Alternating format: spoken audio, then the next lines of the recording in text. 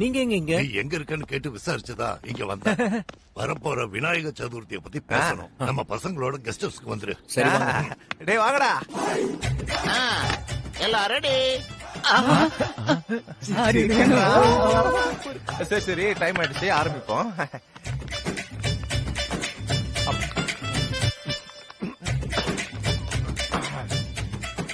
என்ன மொக்க ஏன் அழுதுட்டு இருக்க? சரக நல்லா தானே ஊத்தி அடிச்சிட்டு இருந்த. அமாவாசை இருட்டு மாதிரி ஒரு முகம். யூத்துக்கு ஸ்பெல்லிங் தெரியுமாடா உனக்கு? கோயில் வாசல்ல தேங்காய் பொறுக்கிற மாதிரி இருக்க முகர.